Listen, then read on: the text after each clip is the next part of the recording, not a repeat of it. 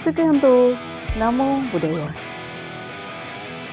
Dalam video ini kita akan membahas tentang penyalahgunaan narkoba. Apa itu narkoba? Faktor apa yang mendorong seseorang untuk menggunakan narkoba dan apa akibatnya akan kita bahas dalam video ini.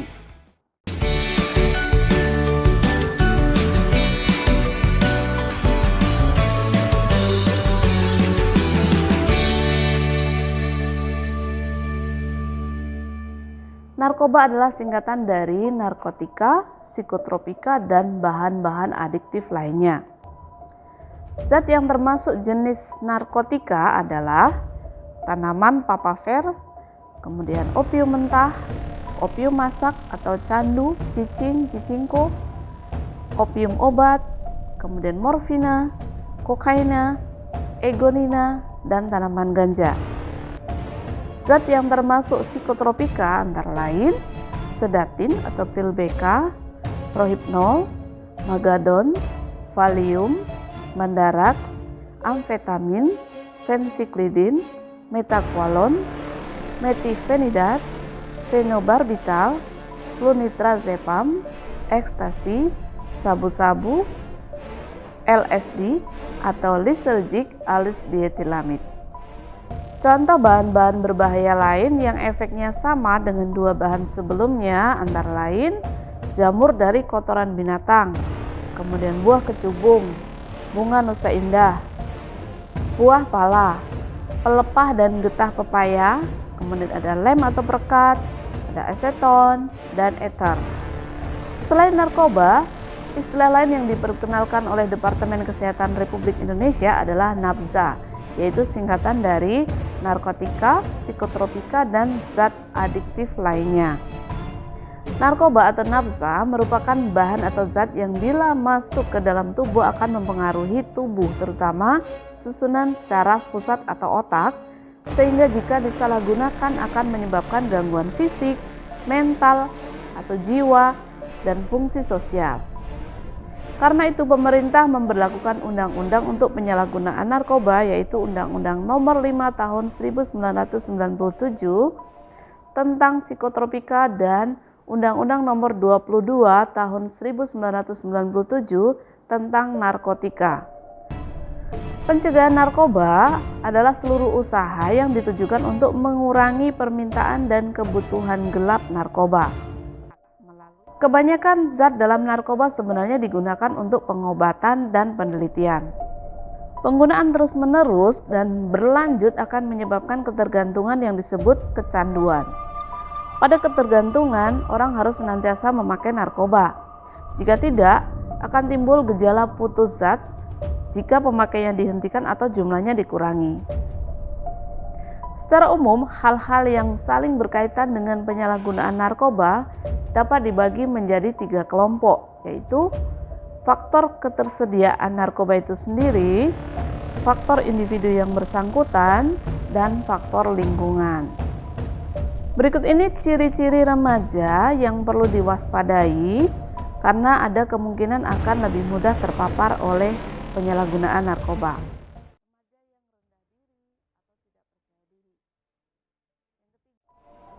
Gejala penyalahgunaan narkoba secara fisik dapat dilihat misalnya dengan penurunan berat badan, kemudian muka pucat, mata merah, cekung, mata atau hidung berair, kemudian ada bekas luka sayatan, kemudian sembelit atau sakit perut, sering sakit kepala, jantung berdebar-debar, kemudian keringat berlebihan. Sekarang lihat tabel dampak sosial menggunakan narkoba berikut ini. Menghindari bahan-bahan yang dapat membuat seseorang menjadi ketagihan dan memabukkan adalah salah satu sila yang wajib dijalani oleh umat Buddha secara umum. Semua ketentuan mengenai minuman keras berlaku untuk semua jenis bahan makanan atau minuman yang mengganggu kesadaran. Apapun yang dapat mengganggu dan menghancurkan konsentrasi atau meditasi sehingga menimbulkan gagalnya pengembangan kearifan diri adalah hal yang tidak patut untuk digunakan. Kita ingat sila kelima Pancasila Buddhis, Sura Meraya Majapama Dathana, Weramani Sikapadang Samadhyami. Meraya berarti minuman keras yang diperoleh dari proses peragian beberapa bahan seperti gula, tepung beras atau ketan, dan buah-buahan seperti anggur. Minuman ini bila disuling akan menimbulkan aroma dan kekuatannya akan menjadi sura. Sura mengacu pada minuman keras yang disuling. Kedua minuman ini jelas sama buruknya karena dapat memperlemah pengendalian diri, yang menyebabkan seseorang akan melakukan apa saja yang tidak pernah ia lakukan pada saat keadaan normal. Maja berarti sesuatu yang dapat menyebabkan orang jadi tidak sadarkan diri. Maja mengacu pada ganja, heroin, dan bahan-bahan semacamnya. Sedangkan pamadathana terdiri dari pamado yang berarti kecerobohan, ketagihan, kelalaian, dan thana yang berarti landasan atau basic atau basis. Sedangkan pamadathana berarti yang menjadi dasar atau landasan untuk timbulnya kelengahan, kecerobohan, dan kelalaian diri. Itu adalah pengertian dari Sura Meraya Majapamadathana. Gabungan kata-kata tersebut mengandung pengertian bahwa memakai atau menggunakan sesuatu yang dapat memabukkan atau menjadi tidak sadarkan diri dapat menjadi dasar timbulnya kelengahan dan kecerobohan dalam diri sendiri. Oleh karena itu, Sura Meraya Majapamadathana bisa disebut juga sebagai segala sesuatu yang menyebabkan lemahnya kewaspadaan seseorang. Ada beberapa faktor yang bisa membuat seseorang melanggar sila kelima ini, yaitu ada sesuatu yang merupakan sura, meraya, atau maja. Yang kedua, adanya niat untuk meminum atau menggunakannya. Yang ketiga, meminum atau menggunakannya. Dan yang keempat, mulai timbul gejala mabuk. Keburukan-keburukan dari menggunakan narkoba antara lain: 1. Memboroskan uang. 2. Mudah menimbulkan pertengkaran atau perkelahian. Yang ketiga, merusak kesehatan. Yang keempat, menjadi sumber noda atau nama baik menjadi rusak. Yang kelima, menyeret seseorang untuk melakukan perbuatan yang memalukan. Yang keenam, melemahkan daya pikir seseorang. Di dalam Parabhawa Sutta atau sebab-sebab kemerosotan, Buddha bersabda, manusia yang ketagihan kepada wanita, minuman keras, perbuatan jahat, menghambur-hamburkan segala sesuatu yang dimiliki, itulah sebab kemerosotan seseorang. Dalam Manggala Sutta atau berkah termulia, Buddha ditanya bagaimanakah berkah termulia itu? Buddha menjawab, menghindari dan menjauhi perbuatan jahat, menjauhkan diri dari minuman keras, dan tekun dalam menjalankan kebajikan, itulah berkah termulia. Sekarang jelaslah bahwa Buddhisme menyediakan petunjuk-petunjuk khusus bagi kemajuan dan perkembangan diri pemuda-pemuda di zaman modern dalam menggali sifat-sifat baik dalam diri manusia. Penanggulangan penyalahgunaan narkoba adalah seluruh usaha yang ditujukan untuk mengurangi permintaan dan kebutuhan gelap narkoba berdasarkan prinsip ekonomi tentang permintaan dan persediaan. Ini artinya penanggulangan melalui program pencegahan yang komprehensif termasuk program informasi dan advokasi, kemudian pendidikan, pengadaan kegiatan alternatif, deteksi dan intervensi dini, serta peran aktif masyarakat. Penanggulangan itu meliputi peningkatan kesehatan dan budaya hidup sehat, baik fisik maupun mental, berdasarkan Buddha Dhamma, pendewasaan kepribadian, kemudian peningkatan kemampuan mengatasi masalah, peningkatan intra dan interpersonal, dan kemampuan sosial. Dalam pandangan agama Buddha, setiap tindakan akan menimbulkan akibat-akibat sesuai dengan yang dilakukannya. Seseorang yang tidak mengetahui akibat dari tindakannya akan terjerumus dalam penderitaan. Apabila orang bodoh melakukan kejahatan, ia tak mengerti akibat dari perbuatannya. Orang bodoh tersiksa oleh perbuatannya sendiri, seperti orang yang terbakar oleh api. Dhammapada 136. Dalam upaya penanggulangan penyalahgunaan narkoba, seseorang hendaknya mengendalikan diri baik melalui pikiran, perbuatan, dan ucapan. Hal ini dapat diterapkan dengan menjalankan sila, terutama bertekad menghindari sila kelima. Cara lain untuk menghindari pemakaian narkoba yaitu bergaul dengan sahabat yang baik, yang ciri-cirinya adalah 1. Sahabat penolong, kemudian sahabat di waktu senang dan susah, sahabat yang memberi nasihat baik, dan sahabat yang bersimpati. Dika Nikaya 3:31. Secara umum ada beberapa solusi atau cara yang dapat diterapkan untuk menghindari penyalahgunaan narkoba, antara lain 1. Membangkitkan kesadaran beragama, menginformasikan hal-hal positif dan bermanfaat.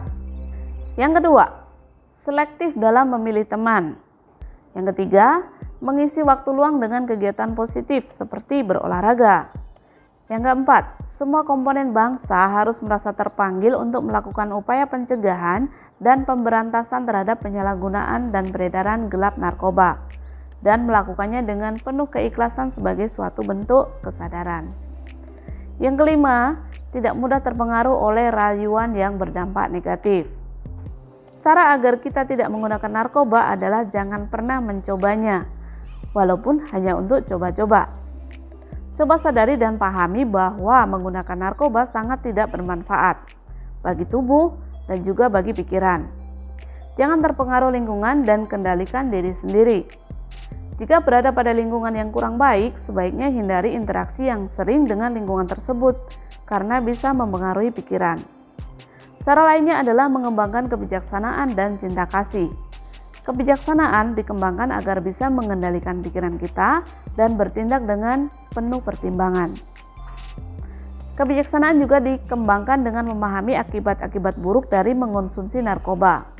Sedangkan cinta kasih dikembangkan dengan cara merenungkan bahwa kita melaksanakan sila kelima agar tidak melukai orang-orang di sekitar kita, keluarga, teman.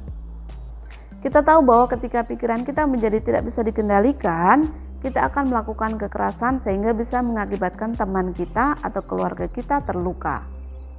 Walaupun bukan keluarga atau teman, secara tidak langsung kita akan melukai perasaan mereka jika kita bertindak tanpa pengendalian diri. Penyelesaian masalah ini tidak hanya terletak pada hukuman berat bagi penyalur narkoba. Perhatian harus ditujukan untuk mendidik masyarakat akan bahayanya. Selain itu, alternatif yang dapat dilakukan adalah memberikan kesempatan kepada kaum muda untuk keluar dari rasa frustasinya melalui kegiatan yang berguna dan tidak berbahaya. Buddha menyatakan bahwa pikiran kita yang terkonsentrasi pada usaha benar dan pengertian benar dapat menghasilkan hasil yang besar. Pikiran yang bersih dan sehat akan menuju pada kesehatan dan kehidupan yang tenang. Hal ini dapat dicapai apabila pikiran terkendali dan dijaga pada garis yang benar melalui meditasi sehingga berguna bagi pemiliknya dan bagi masyarakat. Cara terbaik dan termudah untuk mencapai objek meditasi ialah melalui pernafasan, menghirup dan membuang nafas. Di mana saja seseorang berada dan kemana saja ia pergi, objek meditasi ini seharusnya selalu bersamanya. Jika badan dalam keadaan tenang, sang meditator harus mencoba memusatkan pikirannya atau mencapai kesadaran hanya dalam dua bentuk gerakan, memasukkan dan mengeluarkan nafas. Dalam usaha ini, ia harus menghentikan semua bentuk pikiran dan mencoba untuk sadar akan gerakan pernafasan. Ketika mencapai kesadaran dengan konsentrasi yang benar, orang tersebut tidak mengetahui apa-apa kecuali gerakan pernafasan. Ia melupakan sekitarnya, bahkan tubuhnya sendiri. Konsentrasi akan menuju ke pikiran yang terkendali dan menjinakkannya. Selain itu, konsentrasi adalah suatu jalan untuk mempertajam pencapaian kesadaran yang mana membantu penajaman persepsi dan pada gilirannya membantu gambaran yang benar atau pemikiran rasional yang akan menyebabkan timbulnya kemauan yang keras untuk menghindari penyalahgunaan narkoba. Tidak ada batas waktu untuk mencapai konsentrasi pikiran. Cara dan jalan terbaik adalah tidak terpengaruh, bahkan dalam jumlah yang sedikit, atas kesenangan yang berbahaya ini. Bagi mereka yang telah dimangsa oleh kesenangan yang merusak ini, cara terbaik dan paling membantu adalah tidak melakukan lagi dan harus berteman dengan lebih dekat dengan orang-orang yang bijaksana dan menjalankan ajaran agama. Nah, setelah membahas panjang lebar materi tadi tentang penyalahgunaan narkoba, sekarang coba jawab beberapa soal latihan berikut ini untuk mengukur pemahaman kalian. Soal pertama, mengapa ada sebagian orang yang melakukan penyalahgunaan narkoba? Jelaskan. Yang kedua, uraikan jenis-jenis narkoba dan efeknya terhadap tubuh dan pikiran manusia. Soal ketiga, jelaskan akibat-akibat dari penyalahgunaan narkoba dalam kehidupan manusia dan jelaskan pula hubungannya dengan pelanggaran aturan moralitas lainnya. Soal keempat, bagaimana cara mengatasi penyalahgunaan narkoba sesuai dengan ajaran Buddha? Dan yang kelima, jelaskan penyalahgunaan narkoba ditinjau dari agama Buddha. Demikian tadi pembahasan kita tentang penyalahgunaan narkoba dalam pandangan agama Buddha. Setelah pembahasan tadi, mudah-mudahan kita mampu menjadi manusia yang lebih baik, selalu belajar, dan menjadi lebih bermanfaat bagi diri sendiri dan juga lingkungan sekitar kita. Dalam video berikutnya kita akan membahas tentang tawuran. Jangan lupa klik like, kemudian share video ini, komen, dan subscribe supaya kita selalu bisa belajar bersama tentang Dhamma. Sabe sata, Bhavantu Sukhitata, semoga semua makhluk hidup berbahagia. Sadhu, sadhu, sadhu. Sukhihantu, Namo Buddhaya.